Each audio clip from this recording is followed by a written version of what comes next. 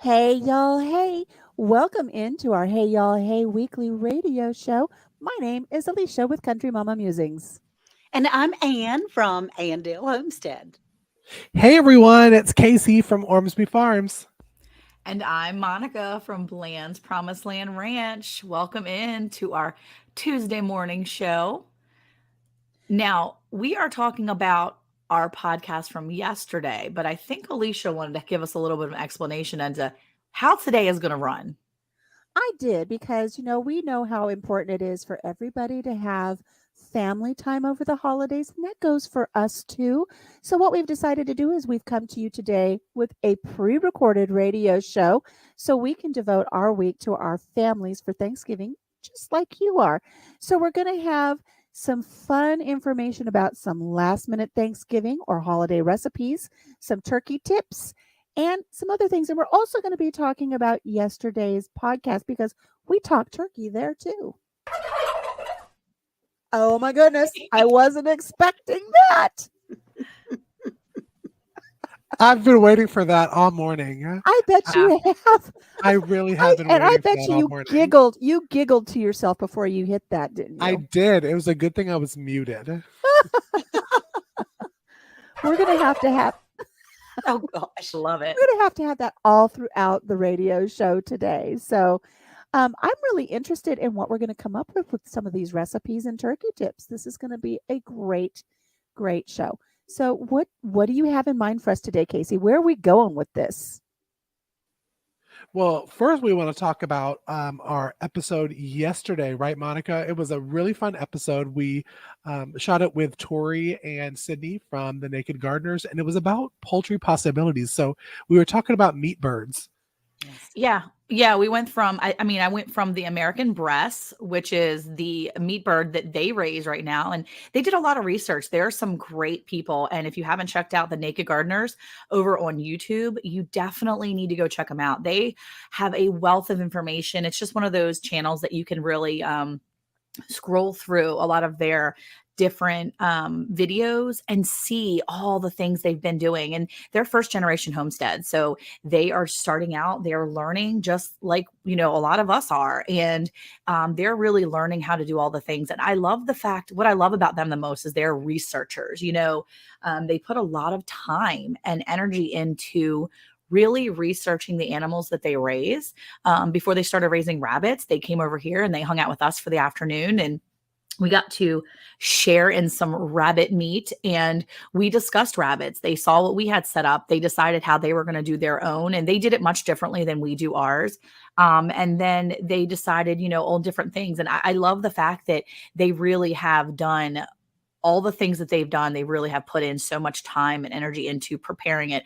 They're not very haphazard about their stuff, for sure. And, unlike me in the garden, I am very haphazard when it comes to my gardening. They're very meticulous and planned, and I love that. And it goes to show that too when it comes to their American breasts that they raise. They are certified poultry producers for the American breasts, and their lineage looks great. And you can tell that when you talk to them. And there was so much information in there, from chickens to turkeys. It was a great conversation. Even to quail. We got on quail too. And I just wanted to say, when we shot that episode, I had never met Tori or Sydney before. I'd seen their videos, but they are the most down-to-earth, funny, hysterical. When we bring guests on our podcast, we're always like, okay, do we need to behave? Do we need to, kind of watch what we say? Never. And not with Tori and Sydney. They were right there with us. So we just loved having them on the podcast. They were wonderful. You would have seen them on our live show a couple weeks before, because they're going to be, they have already been live on one of our podcasts and live on one of our morning shows. But it was a great episode, I think. And even Alicia, you hung out during the talk of the meat birds too. Well, sure. My mama didn't raise no sissy. Just because I'm a vegetarian, and I do appreciate when my co-hosts and those who visit my channel, I do appreciate when they're sensitive to the fact that I don't eat meat, but I was raised on a ranch. I did participate in processing, and for the majority of my life, I was a metasaurus. So it's fine. It's just that there's sometimes I skip out. I excuse myself when it's a little bit too much for my sensitivities, depending on the topic. But I hung out with you guys. I thought I did pretty good, and I appreciate you guys always watching out for me. I do want to say to our listeners, if you're listening to this radio program that we have today, and you're not actually seeing any of the visuals on YouTube or Facebook, it's NAKID Gardeners, the Naked Gardeners, NAKID. Want to make sure that you're directed to the correct channel because you don't want to misspell it. There we go. That's exactly correct. And hopefully we'll be able to put their link down below. Mhm. I enjoyed them because like Cayce, I'm a new chicken mama. And they have barnyard chickens as well as the American breasts.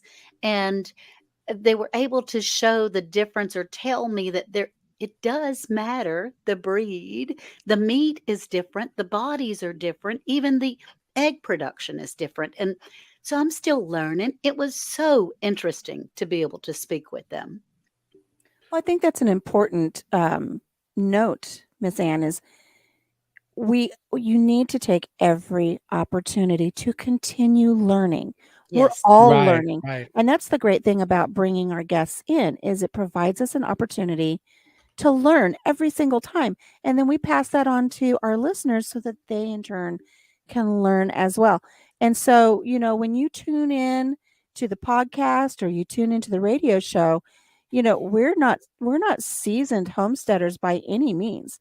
We're all at different stages in different chapters, but the one thing that we absolutely definitely have in common is we take every opportunity to continue to learn. We don't know it all, and we're more than happy to admit it, but we There want you to go. share it with you. Exactly. We're definitely all learning something new. I really have to say, I really enjoyed that one too. Talking about all the different breeds of chickens that you have, discussing all the things. It's important to look at what you've got, and I will say, it makes you feel really good raising your own food and Yes. knowing that you've provided the food for the Thanksgiving holiday. Right. Even if it's not the turkey, if it's just the green beans or whatever it is, Right. there is something Right. so satisfying about providing a portion, if not all, of your holiday meal. And so, basically, if you're looking at your Thanksgiving recipes, what kind of recipes do you guys use for Thanksgiving? I mean, I'm always interested in new things. And yeah, there you go. Cayce put the Thanksgiving recipes up, last minute recipes. I am not good thinking on the fly when it comes to last minute. My mother-in-law really does a great job of sitting down. Her and my daughter have they own that holiday space where I just kind of on the back burner there, and they talk about all the things. Oh, they do. My mother-in-law is fantastic, and my daughter is right with her. And she's like, we need to plan out exactly what we're going to have. We need to plan this and that. I have a feeling that's right up Cayce's alley. Ding, ding, ding. Yeah, but it's not mine. I'm always like, yeah, just tell me what to bring. I'll bring the deviled eggs. I'll bring the meat. Yeah. I mean, I usually just provide the meat and then I show up and all the other things are made. But what are some of your go-to recipes? For me, we definitely like the classics. We like the green beans. We like the mashed potatoes. That's easy. And of course, the deviled eggs. I love deviled eggs. Always have to have deviled eggs. Yep. For the last couple of Thanksgivings, it's been the first time that I've been able to actually bring food that we grew.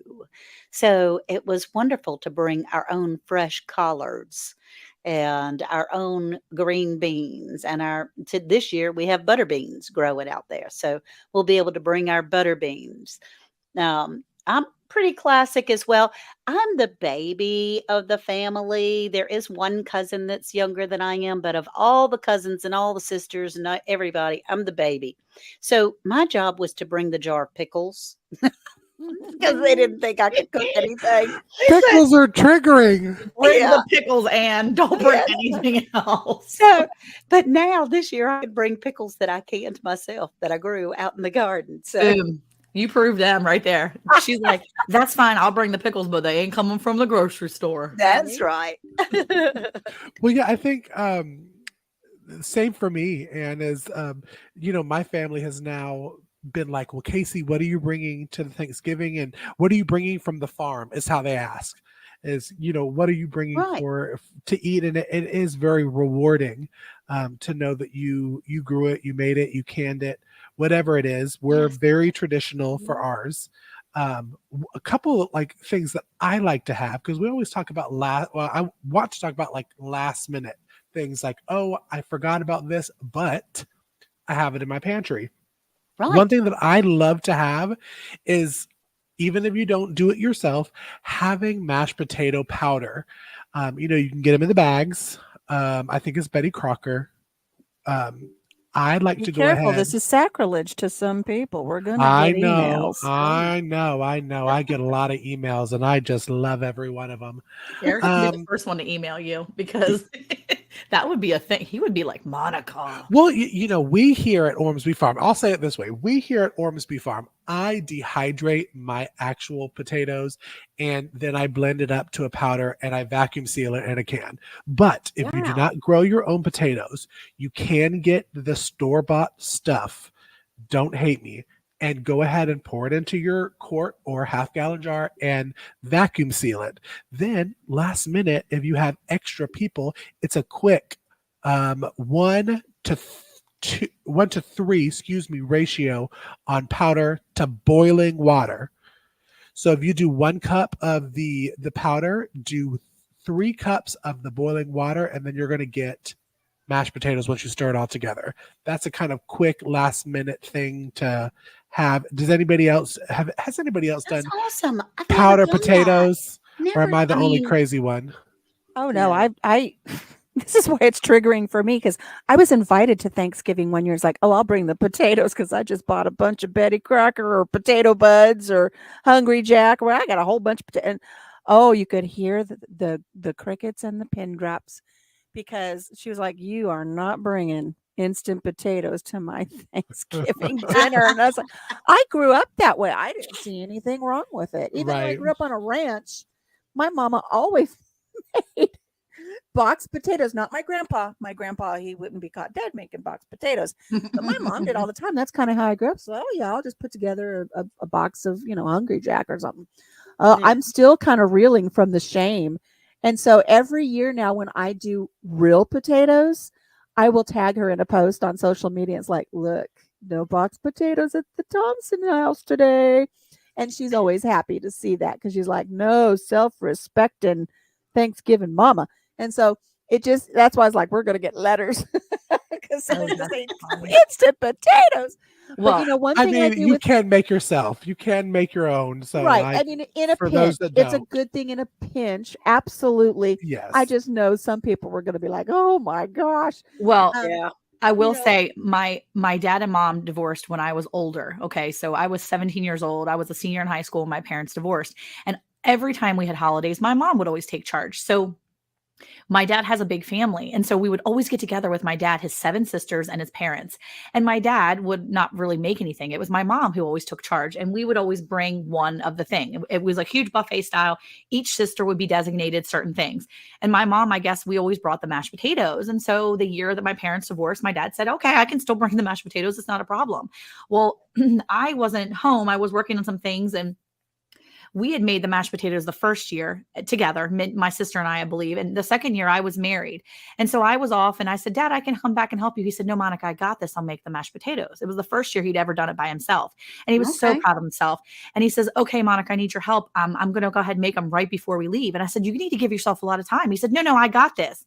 He had bought 2 big boxes of Oh, the powdered gosh. mashed potatoes. The man threw the boxes into this giant stock pot, filled it with water. And I'm watching him going, oh my goodness, Dad, what are you doing? Oh, He was like, I'm following the recipe, but I have to make 2 big boxes. And so I'll never forget watching him try to make powdered potatoes. I mean, he just dumped the whole box in, and he's trying to pour the hot water in, and he's mixing it in this huge stock pot. And I Oh was like, my. okay, That sounds like an Andale thing, I can tell Dad, you you. gotta do you, man. But I mean, I was so like before Bless Your Heart was a thing for me, I was like, bless your heart, Dad. You were just so sweet. Like I just love that man so much. And he was trying, that was his like 100%. And it just made me smile because I was like, never ever in my entire life have we ever eaten boxed mashed potatoes. You know that. He knows this, but that was his effort. That was him doing what he knew he needed And to they're do. not terrible. They are not terrible. Let I'm me gonna tell you just. what, we had a lot of gravy that year, okay? I'm just saying. Nothing is bad with gravy, okay? Oh my Well, goodness. for those who want an option for mashed potatoes, whether they come from a box or whether they come from a 5-pound bag of russets. There you go. You know, one thing that I started as a Thanksgiving recipe years ago, and I think we've talked about this before on the podcast, but it's a great way to bring in something from the garden as well, is I make herbed creamy potatoes every year. They ask for them. Now this is where family shaming will come in, because if I have a family member that makes a big bowl of real mashed potatoes, at the end of Thanksgiving dinner, there's still more than half a bowl left because everybody has eaten the herbed cream potatoes.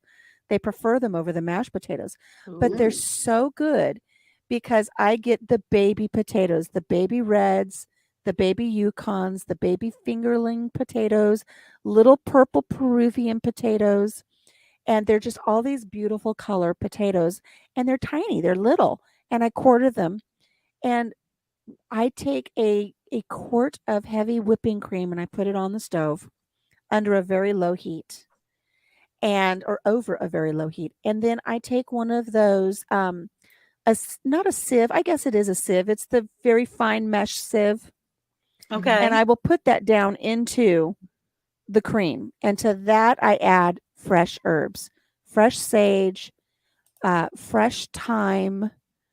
What is my other one? Parsley, sage, rosemary, and fresh rosemary. You take your fresh holiday herbs and you put it in that cream, and you let that cream heat up with the herbs in that little colander, that little Oh sieve, my gosh.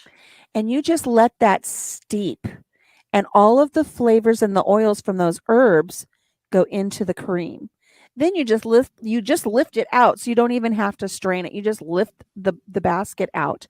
And then I will get a little rasp and I will do a fresh little nugget of nutmeg and put Mm. that in there. Not a whole little nugget, but you just put like maybe a quarter teaspoon.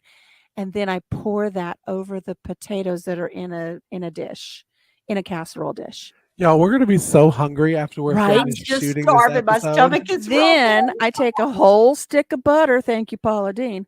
Take a whole stick of butter and you cut it into pats and you dot it around the top, and then you sprinkle Parmesan cheese all over the top of it. And that cheese is going to soak up the herbed cream, and the potatoes are going to soak up the herbed cream. And so you've got these herbed infused potatoes in this cream sauce that is soaked up into the Parmesan cheese, and it's created a crust over the top.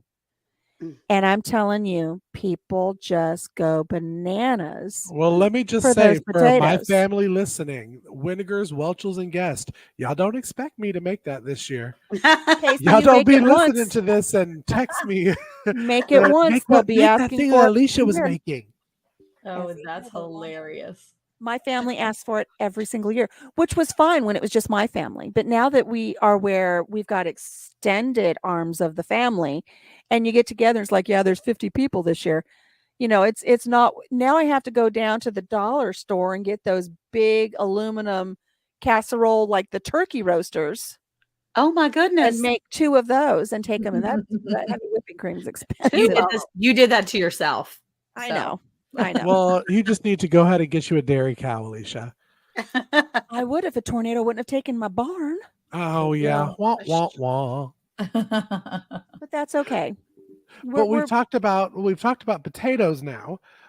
I also want to go and touch on last minute ideas for desserts, because when we think of Thanksgiving, what do you think for desserts, y'all? Pies. Yeah, pies. pies, Right. and more pies. Pies and Mhm. more pies. And there is a recipe, and I will leave it in our show notes. It's from the Ball Book of Home Preservings. It's called Grandma's Apple Pie in a Jar. And I Oh, usually yeah. make 8 to sometimes 14 pints a year. And I just have them in my pantry ready, because all you do once you've canned it is you have your pie crust, you dump that jar in there, and then you cook it. You ain't got to do not a thing else, Yeah. y'all. And it Mm. is the best apple pie. And there is also on my channel, there is the pie crust in a jar, which is the powder that you just add water to. So if Mm. you have the apple pie in the jar and the pie crust in the jar right there, that's a last minute. That's literally 30 minutes putting a pie together Oh, my to God. make it look like as beautiful as this one here on our picture. Right. Yep. And I have some preserved fruits and peaches and things like that. And I have learned that you can, if you got some Cool Whip, you whip up those peaches in with that Cool Whip and stick it in a graham cracker crust, put it in the Mm. freezer.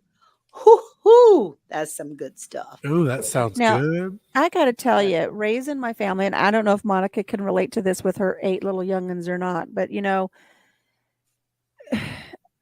when we were raising our kids and we were on a limited income, if we were going to have a barbecue, not everybody's getting steak. Mama and daddy getting steak and the kids getting hot dogs because they don't appreciate the steak, right? Mhm. It's the same way at Thanksgiving. I'm not going to toil over an apple pie or a pumpkin pie or a pecan pie and then give it to a kid and have them go 2 bites into it and then throw it away. mm, So what I do now, because we have all these grandkids, and I know they don't appreciate the pies the way the adults do. I'll get everybody's going to hate me for it, but I mean, I get the good pies, or I'll make the good pies for the adults, and then for the kids, this is something that people could do, and I've had people say they think it's a great idea. I actually go to Wally World and I get those little pies for 75 cents, the mm-hmm, little mm-hmm. individual pies. Yep. I get the pumpkin pies, I get cherry pies, I get apple pies. And I show up to our 50 plus um, Thanksgiving dinner and I'll have all these pies, but then I go get the cake decorating supplies as well. And I set up a little kid station where they can pick their pie, put it on the plate, and they decorate it with frosting and sprinkles however they want. Oh, that is a good Oh, They're that's idea. invested adorable. they're invested in it. They love it and then they take it back to the table and they eat it and I've not had one end up in the trash. Yeah, And that's they Oh, my love God. decorating it with their own frostings and their sprinkles. And I mean, it's been a hit for a few years having the little grandkid and nieces and nephews little pie table. They love it. So, Right. um, the other thing that I used to do when we were still in California, for Thanksgiving, it started easy enough. It really did. It started simple enough. And then like most things that we talk about for me, it just it got away from me.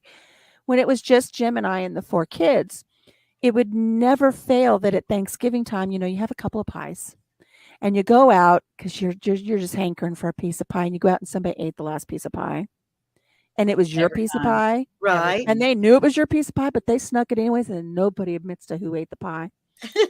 So I started for Thanksgiving, I would go to the little bakery there in the store and I would get everybody their own pie. I would take it up to the cake counter and I'd say, "Could you please take it back? Here's a list of names." Everybody got a pie with their name on it in the frosting. Oh, Oh, my gracious. And so everybody had their own pie. And if somebody wanted to eat their whole pie on Thanksgiving, they could, but there was no more pie. You're not getting any of mama's pie. You're not going to steal your brother's pie. Everybody has their own pie. If you want to make it last 3 or 4 days, you can. Everybody loved getting their own pie because they didn't have to worry about anybody eating that last piece and being left out. Oh, my So goodness. that worked really good when it was just us. But then when it started to get into where now you got daughter-in-laws and grandkids and everybody else showing up, it's like when you when they were like $1.99 or $2.99 and you had to go buy 17 or 18 pies, that was one Yeah. thing. Yeah. Now the pies are $10 a piece, Right. mhm. if that. And I'm not buying that many pies for everybody, but I'll make a couple pies for the adults now. And like I said, I love setting up that little pie table for the little kids. They absolutely love it. And not only can you do it for pies, but you can do it for family breakfasts with pancakes. Set up a little table for the kids to decorate their own pancakes with little frostings or sprinkles or chocolate chips or Oh, whatever, that's cute. fresh fruit, and then they can decorate their own little pancakes the way they want to. And they feel involved and invested. And it may not be the healthiest thing, but it's not like you do it every day. Yeah. Jumping down off of my pie soapbox. Okay. Well, no, that sounds like a wonderful idea. Okay, so I shared that my job is to bring the pickles. But also, since we've started having younger children, the babies, all the grandkids and the great nieces and all those sorts of things, I also bring a craft every time. Oh, And nice. so we usually make a Christmas tree ornament or something in a craft. And it gives them all an opportunity to take home a favor that Mhm. they have made, and they enjoy it so much. That's another great You idea. Yeah, it know, is. I just get those like clear glass balls, Christmas balls, and Mhm. something to stuff them with, or whatever happens to be on sale around that I can get 30 of or 25 of or something like that. And we make a little craft, and they adore it. But what's special to me is I get to speak to each little person, little child in there, Mhm. and spend just a little bit of special time with them. And it makes it really nice. Yeah, Well, I get to share. Oh, I'm sorry, Monica. Go ahead. no, you're saying, well, we do different ornaments each year as a family, and we try to do an ornament as a family, and we give them to the neighbors, or we add the ornament to different cookies or treats that we make for the neighbors, depending on who they are, because some of our neighbors can't have special treats because they're diabetic or whatever, or they have heart issues. Right. So, but we buy each year. I buy a different thing of whether it's we make salt dough ornaments or we buy the little wood ornaments that you can paint, and we basically just throw them on the table. We pick a bunch of different ornaments that we want to paint, and all the kids make unique painted ornaments, the wooden ones. We add the string and we write on the back a scripture, and we say, from the Blands, and Right. and we are able to tag them. They can go as little name tags on different gifts for Christmas coming up, or they Oh, can be just used for like little gift bags for your neighbors or whatever it is. But it's such a way to customize it. So you could always do those little wooden ornaments this year with your yeah. Thanksgiving thing. My mother-in-law actually buys a tablecloth each year, and it's been like 3 or 4 years in a row now. That she Yes. buys the tablecloth that the kids can color in, and it's one of these ones you can get for a couple bucks at Walmart, wherever she gets Right. it.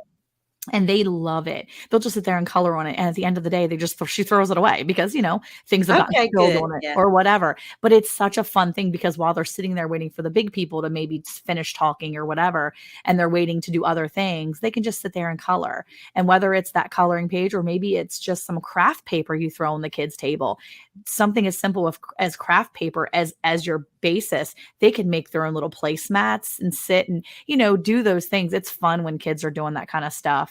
It is. At Thanksgiving. So we try to incorporate that too. And my sister and I, each year we do pies. And I understand what Alicia was saying, because the pies we do, my mother-in-law will make some pumpkin, and then she makes all her like keto specialty like snacks and desserts.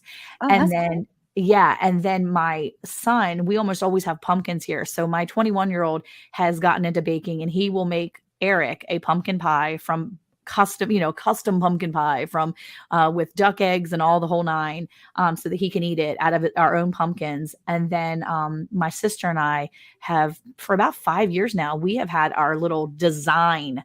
We have like a little design off, and her and I will design the tops to our apple pies.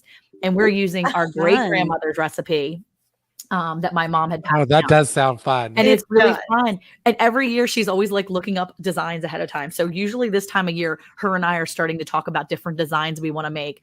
And it's never really a competition. It's always just more fun. And we try Yeah. to have like these beautiful, so we end up making like 3 or 4 pies of apple pies, just so Oh, that cool. everybody can have some. And we have all these different designs on them. I love it. So yeah, we have a fun time with it, and we make it a fun thing so it doesn't feel so tedious, because apple pies can be tedious sometimes depending on They what you're doing. can. They And can. so we have such a good time with it.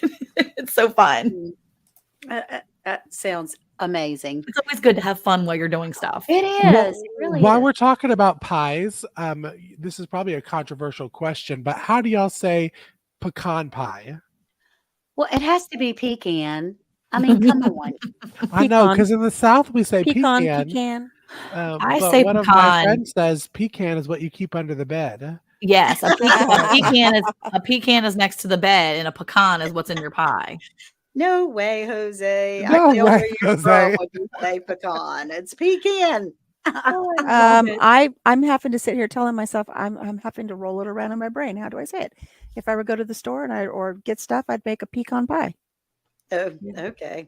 Well, It's I'm with you, Andale. We're pecan. I don't care what I'm anybody telling you, I else feel says. We're still pecan. yeah, way too fancy when I say pecan. I have to I say it that know. way. You have to Pecan. hold your pinky up if Yeah, you're going to say it like I that. do. My hands are up in the air, literally. Well, I saw this one recipe while we're talking about desserts, and this is so rebellish of me to say. Mm. But there was one that I saw on TikTok. Now, y'all know I'm not on TikTok very much.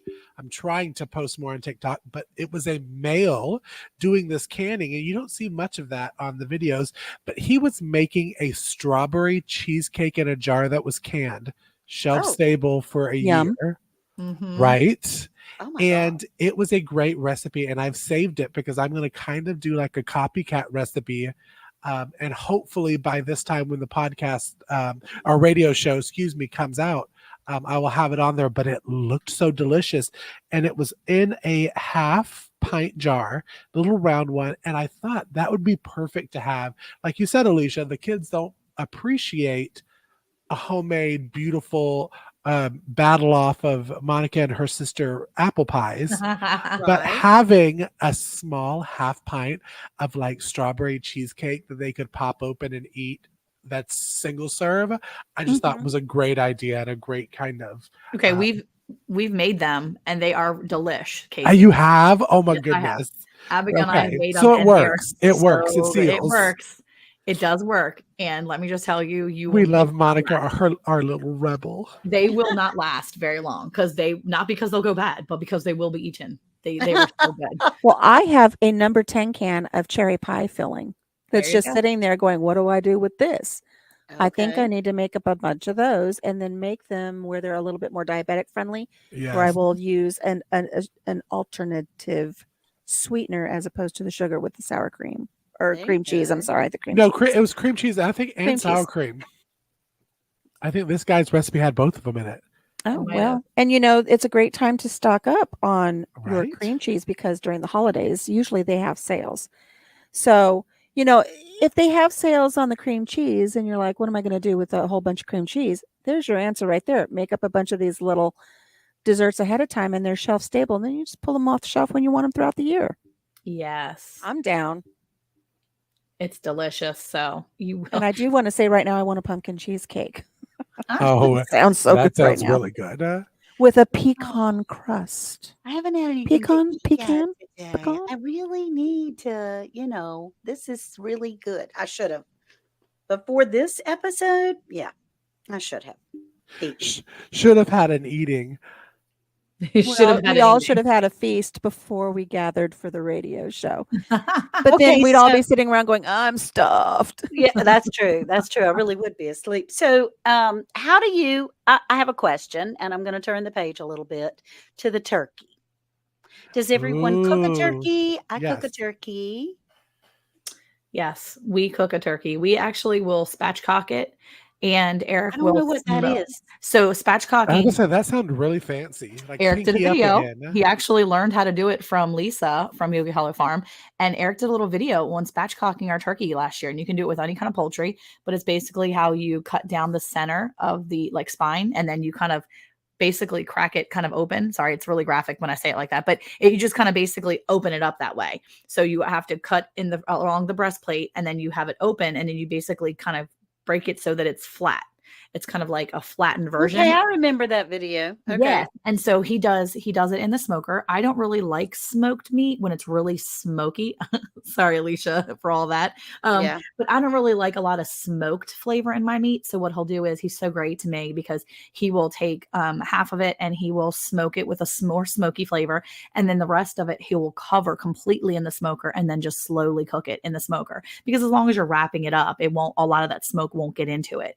So he will do it like that. Or the classic way to do it was I used to do crock pot all the time. I know my family, I have some family down here in the South, they fry their stuff, but we don't fry it. Yeah. Does anybody Oh, fry it? Well, Yes, our we family, do. yeah.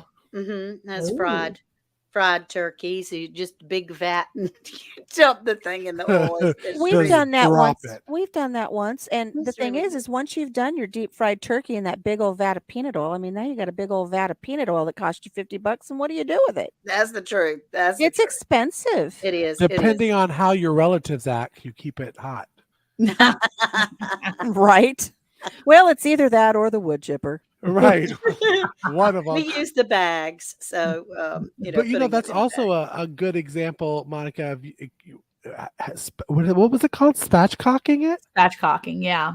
To do, and I think I saw this on another channel about doing that for your turkey if you have a smaller family and doing like half of the turkey for, Thanksgiving and half for Christmas. Mhm.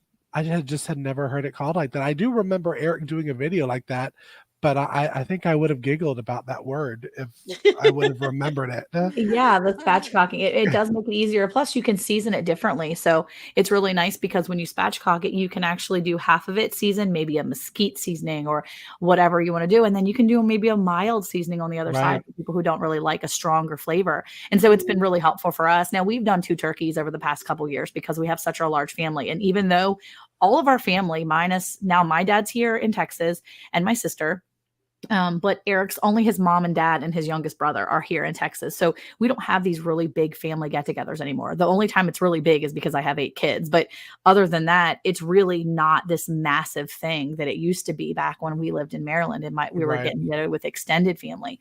So it's really a close knit thing. But because we are a bigger family, we usually do 2 turkeys. And because they're heritage turkeys, they do not become, we're not As getting those big, yeah. giant turkeys that you have in the stores. You're not getting a 20-pound turkey. I mean, we got a Okay.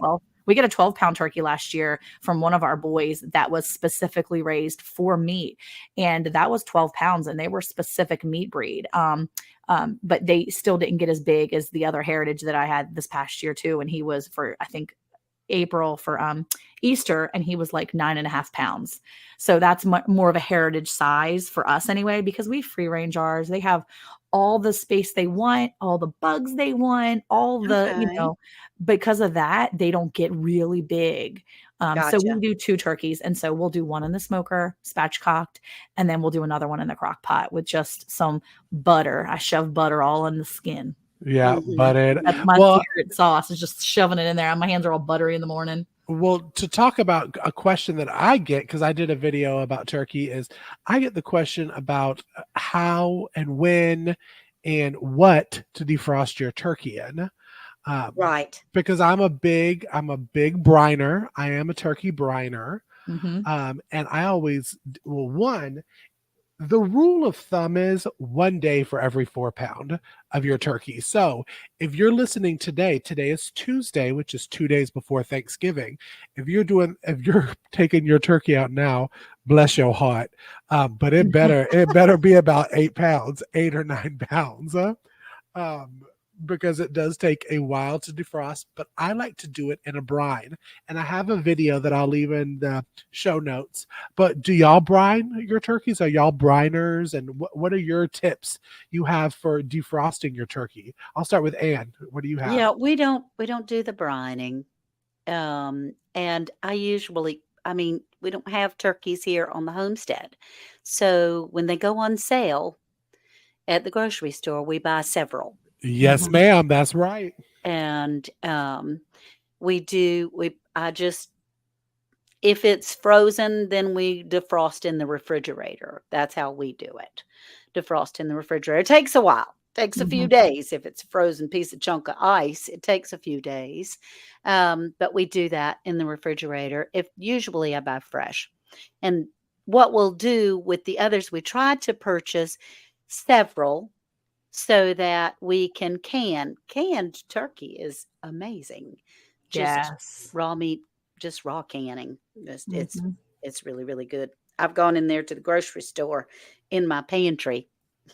Not the real grocery store, but my Mhm. pantry It's the grocery store, pulled out Andale's some, grocery store. yeah, Andale's grocery store, pulled out some turkey and made turkey salad, in March or August. And it's awesome. So Yeah. We Yeah, just put a bag around it with carrots and onions and lots of butter. I have found that rubbing it in mayonnaise actually helps Sure. it crisp up and taste yummy. Mhm. So that's something that we do as well. You I know, bought a since we were talking about children and how they respond to these get-togethers, uh, one of my favorite Thanksgiving memories was we would usually travel about 4 or 5 hours to go to my aunt's home. She always hosted Thanksgiving when I was little, except for when we stayed home and my mom did powdered potatoes. But one year, she'd always do turkey or ham. But one year, and it's so memorable to me as a child, every single person got their own little Cornish game hen. Everybody had a little game hen. So when you've Wow. plated up your plate, everybody had their own whole bird on their plate. And it made everybody, at least from my point of view as a probably 8 or 9 year old child, I felt so special Okay. that I had this own little, it looked like a little baby, little teeny tiny little turkey or a little chicken.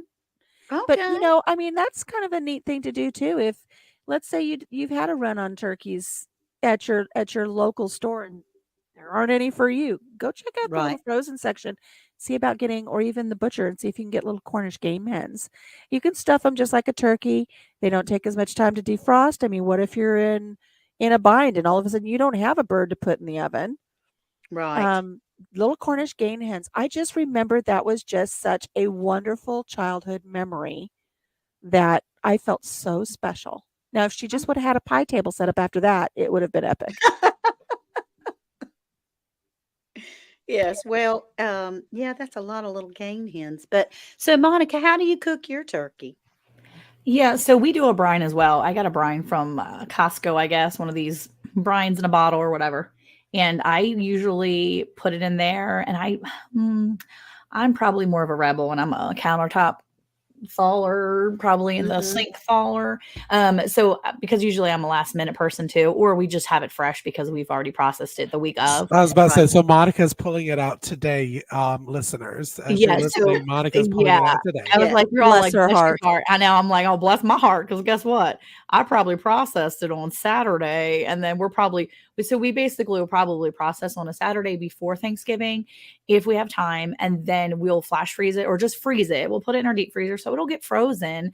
But by Monday night or Tuesday morning, I'm pulling it back out. And we do that freezing portion to Okay. just kind of help with the rigor mortis, things like that. We just kind of help Right. with the meat. So quality is better that way. And so if it's not in my refrigerator, I will thaw it out and then I will put it into um, an expandable vacuum bag. I don't know if you guys have seen those vacuum seal bags that you can actually expand. They actually Yes. kind of raise up. They're not so flat like regular vacuum seal bags. So I always keep them in stock here. And it's specifically for meat for the holidays, but I will put it in that and then I will attempt to seal it and kind of suck a little bit of the air out and seal it in the brine. And then I will put that in the refrigerator for 2 days. And we can leave the link below in the comments or wherever we keep the links on this one. But we'll put it because this is the morning show. So we'll go ahead and put it in there somewhere for that you can see. But that's a great size bag and doesn't matter how big or how small you can use. It's expandable. So it really does fit the piece of meat or whatever you're putting in it. And that's what I like about it. Now you just have to make sure, and I will emphasize, make sure that you seal it maybe 3 or 4 times. Then you put your meat and then you put your liquid in and then you seal it another maybe 3 or 4 times because Uh-oh. I may have Yeah. last year, last Thanksgiving morning, the very first time I used it. And I was super excited to pull it out. And I was like, here it is. And all its beautiful glory, all brined, like, proper people should do and brine their stuff, right? I mean, I guess I was told that it's like a thing, you should brine it. So I was really excited and I pulled it out and I was just like so happy. And as I moved the bag, all of the entire bag busted out of the bottom.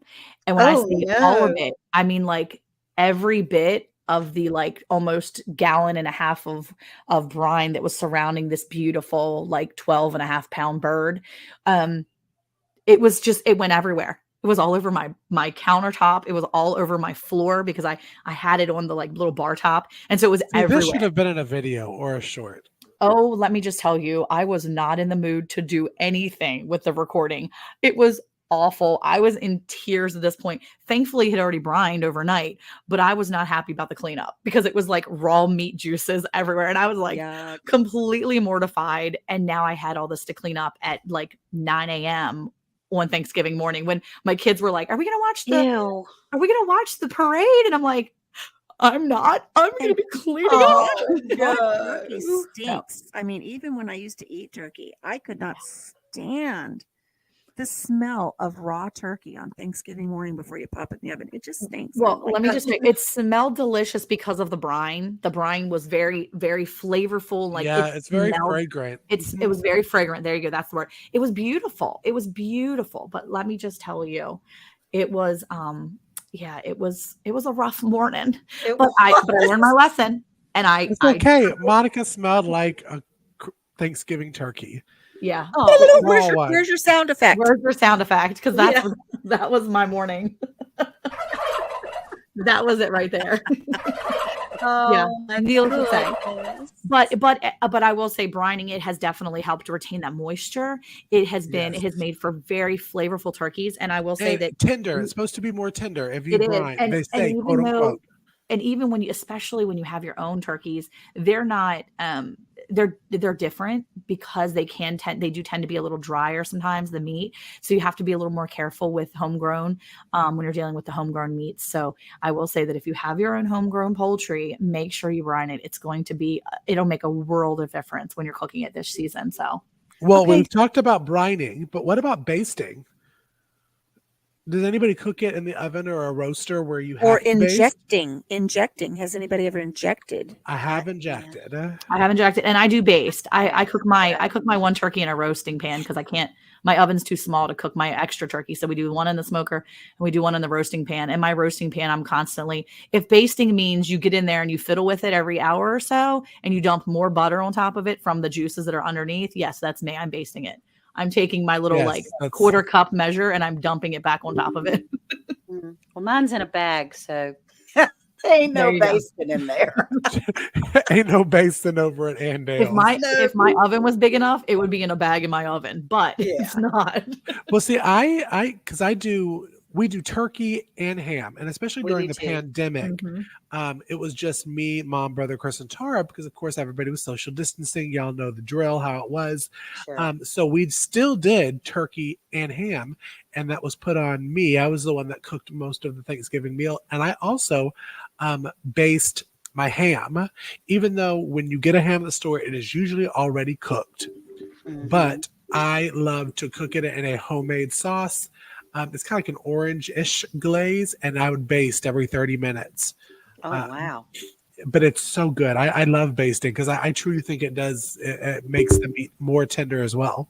It does. It really does. I do that with the ham. But we use a can of pineapple on top of ours. Oh, yum. Wait, so is it just plain pine? What do you put on yours, and is it just crushed pineapple? You put, what I do, either sliced or crushed pineapple. If you have sliced, your hams are usually already sliced, but if not, then we will slice it, not sliced like as in going to put it on your plate, but chunks, maybe an inch thick. All the way down, and put a pineapple inside. Score it. Thank you. Ooh. Said the vegetarian. Yeah. we hear from the vegetarian. Yes. And then if I have slices, I will use a little toothpick and stick them to the top of the ham. It just adds, it's just so yummy. And if I don't have sliced, then I use crushed. And just pour that all there and smoosh that in the slices. What did you call it, Alicia? Scoring. You put your pineapple on it. You take a cherry or a little maraschino cherry, and then you do that with your toothpick, and then you pour a can of Coca-Cola over it. Oh, that sounds interesting. And then you put it in the oven. Okay, so None of ours is, I mean, we get our hams. Our hams come from our pork that we raised here. So nothing's pre-cut, nothing's, it's just Okay. it's a honey roasted, not honey roasted. It's a smoked ham. They smoke it for us and that's it. It's a brown sugar smoke, but it's a smoke flavor. So that's kind of it. But what we end up doing is we do what my husband's grandmother did. So it's the kid's great grandma. So we do what she did, and she grew up in West Virginia, and all she was taught was, and she had pork when she was growing up from their pigs, I guess, that they had raised, but they would just take, it's so simple too. My husband laughs at me every time I'm doing it, but it's just yellow mayonnaise. I mean, yellow mustard, Yellow Yeah. mustard. Oh, Yellow yeah. And rosemary. well, Yeah. no, we just do yellow mustard and you smack it all over top. And then you take handfuls of brown sugar and you basically brown sugar and mustard. And Yeah. that's it. Oh. And you just cover the whole thing and then you cook it and you just put the top on your crock pot on there and you just let it go. And it's funny because my 11-year-old's like, I hate mustard. I will not eat it. And then by the end of the day, he's like, man, this ham tastes really good, Mom. And I'm like, yeah, you be eating mustard, boy. And he's And like, wait, no. you did it in a crock pot? Yes. I Monica is the crock pot queen. Look. I've never cooked a ham in a crock pot. Yes, and your ham is already cooked. All you're doing is heating Yeah. it through, right? Yeah. So you just stick it in the crock pot, and dare Oh, I say, put it in frozen. But you don't have to follow my rebel rules because I know there's a lot of rules against putting things in your crock pot frozen. But I'm just going to tell you what great grandma did. Great grandma put her stuff in just clean frozen. She just put it in frozen like the night before, and she would just coat that frozen ham with mustard and brown sugar, and that was it. Oh Now my she would take little like cloves of like little chunks of clove, and she'd maybe shove it in there every now and then. I don't do cloves. We don't do cloves because I don't Yeah. like it. It's too strong for me. But we Yeah. just stick to the simple. It's just mustard and brown sugar, and your hands will be a mess, and they'll smell like mustard for a little bit, but it's worth it. Oh, And it makes this yum. beautiful like crust to it a little bit. It really does. It's like a crystallite because we do kind of the same thing as you do, Monica. We do the mustard, the brown sugar. Uh-huh. I do a little bit of honey, and I also do orange extract and kind of mix all that together. And then Ooh. I dump it over, and then I paintbrush every 30 minutes over it. So it gets And that. then do yourselves a favor. And add a sprig of rosemary. Okay. All my rosemary is used up on my turkey. Well, you need to grow a bunch. If you don't grow enough, it'll be a I giant know. bush and you'll I be know, fine. You'll have plenty I'm to bad spare. at herbs. I'm really bad at herbs. I have a little issue with herbs sometimes too. My rosemary doesn't want to take off like other people's. Right. But I do have some. Me too. It's just, it's not You're only much. bad at herbs if you don't try. Otherwise, you're just it's trial and error. You're just still trying. You just haven't That's right. You just Well- haven't perfected it right. Let me say, since we're getting to the end of our episode, because it's flown by as we talk about food, one of my favorite things is leftovers, of course. And since Monica is the queen of leftovers, I did have to share this with the queen. Is that, when you have your turkey and you pour your gravy over your turkey and you have leftover, right? Because who goes through all of the turkey? I put it in with some of the leftover mashed potatoes or roasted potatoes, whatever we do. And I make a turkey stew with the turkey gravy and carrots and potatoes, and then can that for the rest of the winter for December, January, February. It is so good, y'all. When I No. tell you it is, what's the KFC one? Finger licking good. It is finger licking good. Do you have a video on that? I don't. Only because I haven't done it, because we're going to be selling that soup at the farmer's market.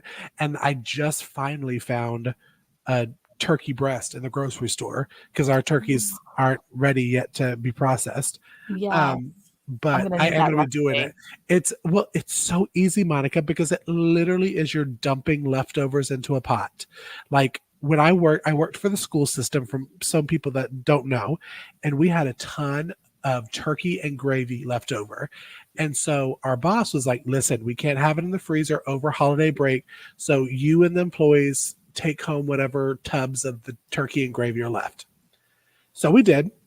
And I was like, what in the world am I going to do? Because I already know I'm going to have leftover from my Thanksgiving, not necessarily just the school one. Right. And so I dumped it in there, and it was chicken broth. It's your turkey and your gravy, and it's a couple cans of your homemade chicken broth. I went ahead and put some diced potatoes in there, some shredded carrots, and season it to your season of a regular turkey. Bring that to a boil, and that thickens up like a stew, and it is so good in the cold months. Oh, It is so good with like a yum. rosemary bread. Ooh. Oh, I'm starving. Rosemary know, I'm bread. I want hungry some now. bread. Mm. Well, even if it's rosemary butter on your bread. Oh my gosh. Oh gosh. Oh, okay. So all this, okay, we gotta reel this back in. So we are not live right now, but we definitely want to have a comment call out for subscribers in our beginner homestead guide. So it's time for Do-do-do-do. Subscriber comment call out. Pew pew pew. okay, so we're not actually calling out one particular comment because we are pre-recording this, but we would love for you all to go over to the Facebook page, the Beginner's Homesteading Guide, and go check it out because every week we have a post that's set up that's asking you, what is it, accomplished on your homestead this week? Is that what it is, Alicia? We ask people, What's coming up on your homestead this week? Share with us what you've got planned. We have another one that's like, show us a picture of what you've accomplished this week on the homestead. So, Nice. there are several pre-scheduled posts so that you guys can be involved with each other and share what you're doing or what you're planning to do. And so you guys can learn from each other and get ideas from each other so that you can continue to grow throughout this process. And so yeah, we've got those scheduled for you guys every week, and we really encourage you to participate in that. So head on over there and check those out. Yeah, and I was Um, going to say, because of all that, we can see when you look at those, you can really see all the things you can be thankful for. So if you haven't participated in that this week, I really encourage you, participate this week. Look at the things around you that you can be thankful for. That maybe it feels like there's so much stuff going on because it is the holidays. Maybe you're sad because you don't have a lot of people to share with. Whatever it is, don't Right. let this holiday season get you down, but look around and see what you can be thankful for because there's So got to true. be something that can make you smile or be thankful for. And even if it's not, and even if you're having the worst day ever, just know, well, first of all, if you're having the worst day ever, this is only Tuesday morning. So it's going to get better. Okay. It's only Tuesday morning. There's more time. It can get better, but just look around and know that you're taking a breath, and that's to be thankful for right there. So we hope you can see the things that are in your life that you can be thankful for, because I know that this week especially is one of those things that I'm taking time to really look at my kids, look at my family, my husband, and just be thankful, be thankful for those things that make you smile and that God's put in your heart. That's right. That's right. Absolutely. And also take the time to reflect and think. Do you have a neighbor? Do you have an elderly neighbor? Do you have somebody that lives around the corner that maybe they're not able to have family? Invite them over. Extend your family a little bit, extend that blessing out a little bit, invite somebody over for Thanksgiving dinner and spend a little time with you. That's what it's That's all right. about. That's a great So idea. true. So true. Yeah. Well, and that's the thing. I think for anything, making sure that we really are thankful for those things. And I think that's a great idea to reach out to people, especially your neighbors that might be by themselves, because you never know what someone's going through until you ask or until you at least think of it. So Right. That's Because right. there's nothing worse than thinking about your elderly neighbor across the street eating a TV dinner that they yeah, popped in the microwave because they don't have anybody to spend the holiday with. Make sure you might not know. You've got to start looking, pay attention, see what's in your area to see how you can bless someone by spending a little time with your family. And That's on that note, we're going to go ahead and we're going to wrap up this session of Hey Y'all Hey. I've had a great time with my co-hosts. I wish them the best and blessed holiday season with their families. That makes me laugh. And yeah, just know how much of a blessing everybody is here. We just appreciate each other so much. And we want all of you to have a wonderful holiday as well. And we thank you for spending this time with us. We know it's a busy week, and hopefully you're listening to us while you are either spatchcocking or brining or thawing or doing something. And but we just appreciate the fact that you choose to spend some time with us. Make sure that you pay attention to next Monday at 9 a.m. because we're going to have another holiday episode for our podcast that will drop 9 a.m. Central. And it's all about our holiday wish lists. So that will be coming out. And then that will follow up on the next Tuesday with yet another episode of Hey Y'all Hey radio show. So, giving everybody, and we'll see you next time here at Hey Y'all Hey and Round the Hay Bale.